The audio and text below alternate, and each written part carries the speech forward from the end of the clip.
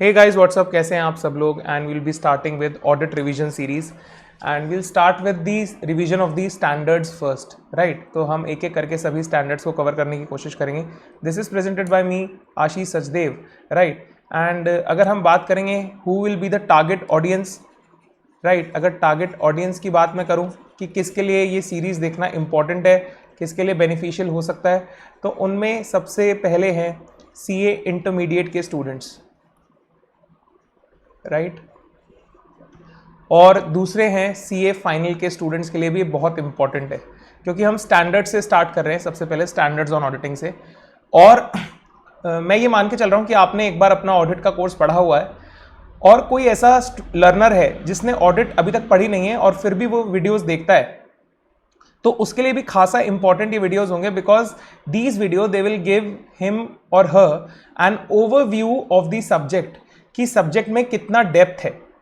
तो उसको समझ में आ जाएगा कि सब्जेक्ट को जब वो अप्रोच करेगा, the approach will be clear in his और हर माइंड। ओके, स्टूडेंट के माइंड में अप्रोच जो है वो क्लियर हो जाएगी। तो इसी के साथ हम आज शुरू करते हैं। तो the first standard that we have to discuss is SA 200। So will discuss SA 200 in this video.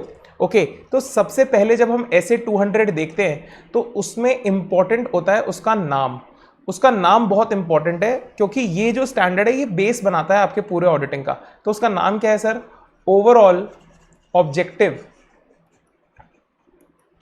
Of the independent auditor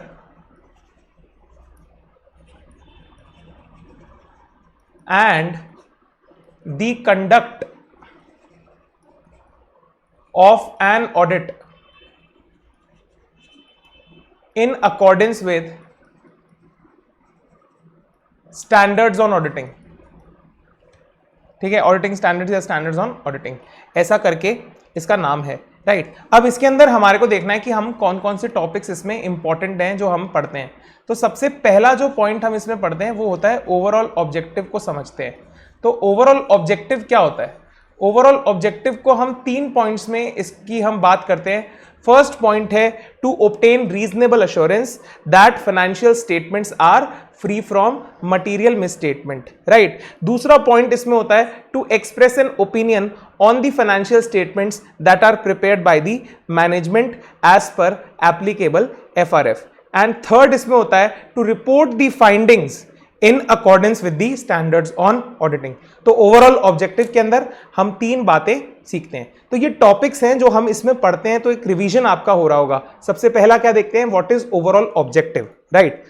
उसमें 3 points: to obtain reasonable assurance, okay, on that the financial statements are free from material misstatement, to express an opinion that financial statements prepared by management, okay, are as per the applicable financial reporting framework, to report the findings in accordance with the standards on auditing। तो ये overall objective आपका यहाँ पे cover हो जाता है, right. जो दूसरा हम इसमें चीज देखते हैं वो देखते हैं what is the meaning of applicable financial reporting framework.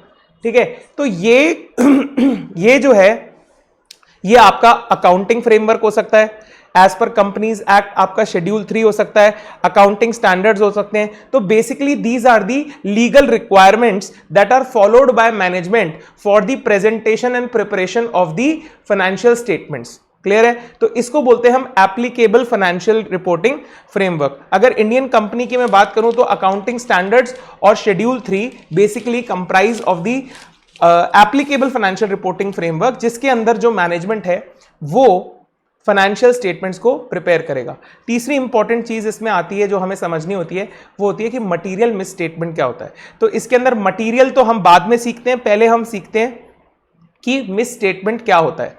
ठीक है, मिस स्टेटमेंट जो है वो होता है कि व्हाट इज, जो एक्चुअल में है, एंड व्हाट शुड बी, इसके बीच का जो डिफरेंस होता है इसको हम बोलते हैं मटेरियल, इसको हम बोलते हैं मिस स्टेटमेंट। और अगर ये डिफरेंस मटेरियल होता है, अगर ये डिफरेंस मटेरियल होता है तो हम इसको बोलते हैं मटेरियल मिस स्टेटमेंट। क्या बोलते हैं? Material miss statement. सर ये मटेरियल कब होता है? जब इसके अंदर कोई चेंज जो हमारे यूजर्स ऑफ फाइनेंशियल स्टेटमेंट्स हैं उनके डिसीजन मेकिंग को अगर कोई चीज इंपैक्ट करती है, राइट, तो वो चीज मटेरियल हो जाती है हमारे लिए, राइट। तो मटेरियल मिसस्टेटमेंट का मतलब हम समझ लिया, मिसस्टेटमेंट का मतलब डिफरेंस बिटवीन व्हाट इज, क्या होना चाहिए, एंड व्हाट इज, जो है, जो असली में है, एंड व्हाट शुड बी, जो होना चाहिए, उसके अंदर जो डिफरेंस है उसको हम बोलते हैं मिस स्टेटमेंट। उसके बाद चौथा जो हम इसमें चीज समझते हैं वो समझते हैं what is reasonable assurance. Reasonable assurance का मतलब होता है high level of assurance but it is not absolute assurance. एक हाई लेवल ऑफ अश्योरेंस जो है ऑडिट प्रोवाइड करती है, लेकिन ये जो हाई लेवल ऑफ अश्योरेंस है सर, ये एब्सोल्यूट नहीं है। ये एब्सोल्यूट क्यों नहीं हो सकती, ये कभी हो भी नहीं सकती। एब्सोल्यूट क्यों नहीं हो सकती? Because there are inherent limitations in an audit. Okay, क्योंकि जो हम ऑडिट में एविडेंस ऑब्टेन करते हैं sir, it is persuasive and not conclusive in nature. Okay, इसके बेसिस पे हम अपनी कंक्लूजन्स ड्रॉ करते हैं। ओके, ये कंक्लूजन नहीं है जिसके बेसिस पे हम अपनी ओपिनियन दे दें। तो हमारी जो अश्योरेंस होगी वो हाई लेवल की होगी, लेकिन it will never be absolute, it will be very high degree of assurance. मेरी बात समझ रहे हैं? तो उसको हम बोलते हैं क्या?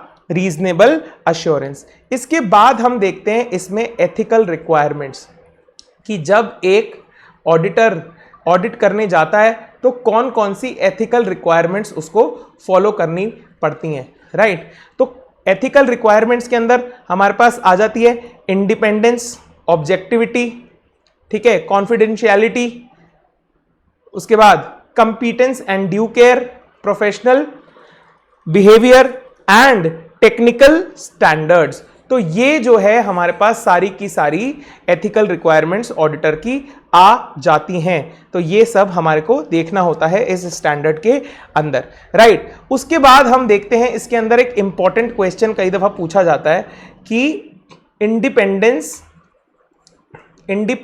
Of mind and appearance. तो ये एक एथिकल रिक्वायरमेंट भी है, लेकिन इस पे कभी कभी अलग से क्वेश्चन पूछ लिया जाता है, राइट। तो ये इंडिपेंडेंस एथिकल रिक्वायरमेंट्स जब आप कवर करेंगे वहां पे इसे अच्छे से कर लीजिएगा। उसके बाद नेक्स्ट जो है हमें पढ़ना होता है एटीट्यूड ऑफ प्रोफेशनल स्केप्टिसिज्म।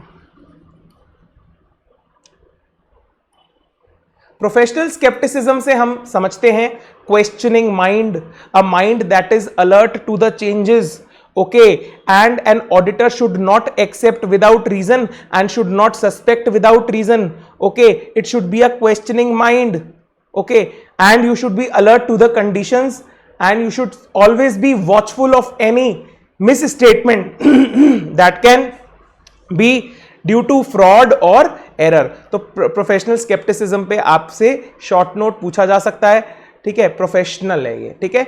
उसके बाद प्रोफेशनल जजमेंट भी हम देखते हैं, ये भी हमारे लिए इंपॉर्टेंट हो जाता है। Professional judgement when the auditor uses his training knowledge and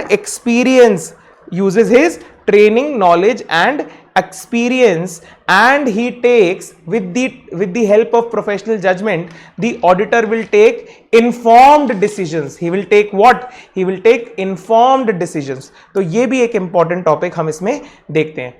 उसके बाद जो हमें एक इंपॉर्टेंट टॉपिक देखते हैं वो ये देखते हैं कि sir what is sufficient and appropriate audit evidence. जो हमने ऑब्जेक्टिव में हमने ओवरऑल ऑब्जेक्टिव में देखा था कि ऑडिटर एक्सप्रेस करेगा opinion that financial statements are free from material misstatement, reasonable assurance देगा उससे जुड़ी हुई, ठीक है। तो वो इसके लिए ऑब्टेन करेगा क्या? ऐसी अश्योरेंस, ऐसी रीजनेबल अश्योरेंस देने के लिए ऑडिटर जो है ऑब्टेन करेगा sufficient and appropriate audit evidence. और sufficient and appropriate audit evidence का मतलब क्या होता है? ठीक है, सफिशिएंसी का मतलब क्या होता है?